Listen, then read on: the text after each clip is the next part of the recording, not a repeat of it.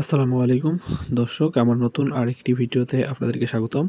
এখন আমি আপনাদেরকে দেখানোর চেষ্টা করব কিভাবে আপনারা পল্লী বিদ্যুতের বিল, বিকাশ এবং নগদের মাধ্যমে কিভাবে আপনারা পেমেন্ট করবেন। এটি আমার ভিডিওর মাধ্যমে এ টু জেড দেখানোর চেষ্টা করব এবং আপনারা যখন বিলটা পেমেন্ট করবেন আপনাদের কী, কী সমস্যা হতে পারে বিকাশ নগদের মাধ্যমে, এটা এখন আপনাদেরকে দেখানোর চেষ্টা করব। এর জন্য আপনারা প্রথমে আমি দেখাবো আপনারা কীভাবে বিকাশের মাধ্যমে বিলটা পেমেন্ট করবেন। আপনারা বিকাশ অ্যাকাউন্টে চলে যাবেন। এখানে আপনারা আপনাদের ব্যালেন্সটা দেখবেন।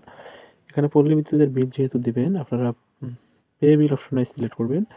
এখান থেকে যে পল্লী বিদ্যুৎ, আপনারা এখান থেকে এই যে আমার এখানে সেভ করা আছে, তো আমি এখানে সেভ করা যাব না, আমি এখান থেকে খুঁজে বের করে আপনাদেরকে দেখাবো। তো আপনারা এই যে ইলেকট্রিসিটিতে ক্লিক করবেন। এখানে দেখবেন যে পল্লী বিদ্যুৎ প্রিপেইড, পল্লী বিদ্যুৎ পোস্টপেড। প্রিপেইডটা হচ্ছে যারা আগে পেমেন্ট করে তারপর বিদ্যুৎ ব্যবহার করে, সেটা হচ্ছে প্রিপেইড। আর পোস্টপেডটা হচ্ছে যারা 1 মাস করার পর বিলটা পেমেন্ট করে, তারা হচ্ছে পোস্টপেইড। আমরা 1 মাস ব্যবহার করছি, এরপর আমরা বিলটা পেমেন্ট করি। তো আমরা পোস্টপেড বিলটা পেমেন্ট করব। এখন আমরা পোস্টপেডে চলে গেলাম। পোস্টপেডে যাওয়ার পর আপনারা এখানে দেখতে পাবেন যে এসএমএস অ্যাকাউন্ট নাম্বার। এখানে ফেব্রুয়ারি মাস, এখানে যে মাসটা চলতেছে মার্চ মাসের বিল দেবো আমি। আপনারা যে মাসের বিল দেবেন সেই মাসটা এখান থেকে সিলেক্ট করে নেবেন। তো আমি মার্চ মাসটা সিলেক্ট করে নিলাম। এরপর এখান থেকে ইন্টার ইওর অ্যাকাউন্ট হোল্ডার, মানে SMS account number, inter SMS account number. এখান থেকে আপনারা আমি কপি করা আছে, আমি পেস্ট করে দিলাম। এসএমএস অ্যাকাউন্ট নাম্বারটা আপনারা কই পাবেন? আপনারা এই যে আমি যদি ক্যামেরাতে যাই, এখানে আপনারা দেখতে পাবেন পল্লী বিদ্যুতের কাগজে এই যে আপনারা এটা দেখতে পাচ্ছেন যে গ্রাহক হিসাব নাম্বার। এটা আপনারা সেভ করে রাখলেই, ফোনে সেভ করে রাখলেই আপনারা এখান থেকে বিল দিতে পারেন। এই যে আমার দেখতে পাচ্ছেন যে আমি সেভ করে রাখছি, এখান থেকে শুধু কপি করি আর এখানে পেস্ট করে দেই আমার, অথবা বিকাশেও সেভ করে রাখা যায়। তো আপনারা সেভ করে রাখতে পারেন। এই যে গ্রাহক হিসাব নাম্বার, এটা হচ্ছে এসএমএস অ্যাকাউন্ট নাম্বার। এবং আমার বিদ্যুৎ বিলটা আপনারা ভালো করে দেখে নেবেন। 298 টাকা 29 তারিখের মধ্যে পরিশোধ করতে হবে। তো আমি এখন বিকাশে চলে গেলাম। বিকাশে যাওয়ার পর আমার যেহেতু এসএমএস অ্যাকাউন্ট নাম্বার ওঠানো শেষ, আপনারা এইভাবে এসএমএস অ্যাকাউন্টের নাম্বারটা এখানে টাইপ করে ওঠাতে পারবেন। এরপর প্রসেস টু পে, আমি এটাই ক্লিক করলাম, এরো চিহ্নটায় ক্লিক করলাম। এই যে আমার একটু আগে দেখলেন যে আমার বিদ্যুৎ বিলটা হচ্ছে 298 টাকা। এখানে আপনারা দেখতে পাচ্ছেন যে 298 টাকা শো করতেছে। এই যে আনপেইড লেখা দেখা যাচ্ছে, স্ট্যাটাস আনপেইড, ডেট হলো 29শে মার্চ 2025। তো আমি এখন বিলটা পেমেন্ট করব। তো আমি ট্যাপ টু কন্টিনিউ ক্লিক করলাম। এরপর আমি এখানে পিনটা দিয়ে দেব, কনফার্ম পিন। আপনারা কনফার্ম পিনে ক্লিক করবেন। এরপর আপনারা tap and hold for pay বিল। তো আমি ট্যাপ করে ধরে রাখলে আমার 5 টাকা ব্যালেন্স, নিউ ব্যালেন্স থাকবে। এখানে নো চার্জ দিতেছে না। তো আমি ট্যাপ টু পে বিলে ক্লিক করলাম।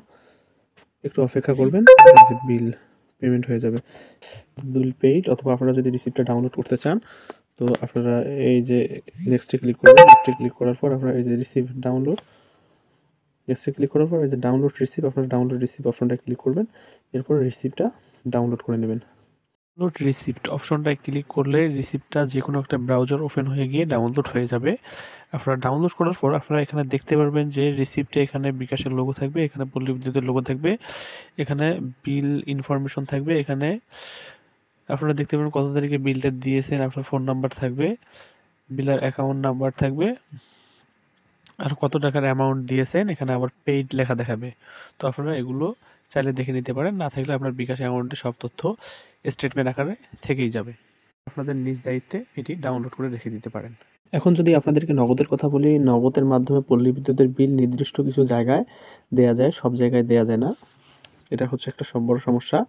যে আমি যদি বিদ্যুৎ পে বিলে ক্লিক করি, এখানে আপনারা দেখতে পাবেন যে পল্লী বিদ্যুৎ এখান থেকে আমি বিদ্যুৎটা সিলেক্ট করব। এরপর এখানে চলে আসবে পল্লী বিদ্যুৎ প্রিপেইড, পল্লী বিদ্যুৎ পোস্টপেড চলে আসলাম।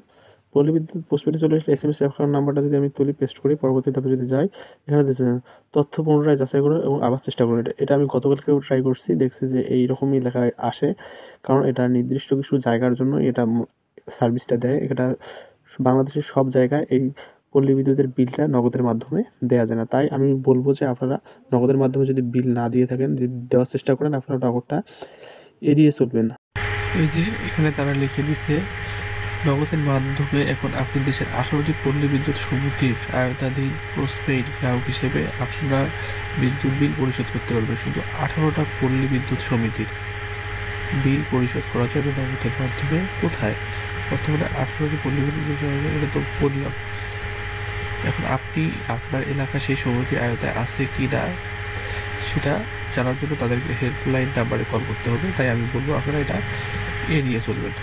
কারণ আপনারা যদি নগদে যদি টাকাটা ক্যাশ ইন করেন, ক্যাশ ইন করার পরে যদি বিলটা দিতে না পারেন, আবার ক্যাশ আউট করে যদি বিকাশে যদি ক্যাশ ইন করেন, তাহলে অতিরিক্ত আপনার 10 থেকে 20 টাকা আপনার অতিরিক্ত খরচা যাবে।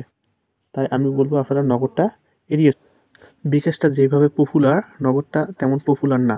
তাই আমি বলবো আপনারা নগদটা এড়িয়ে চলবেন।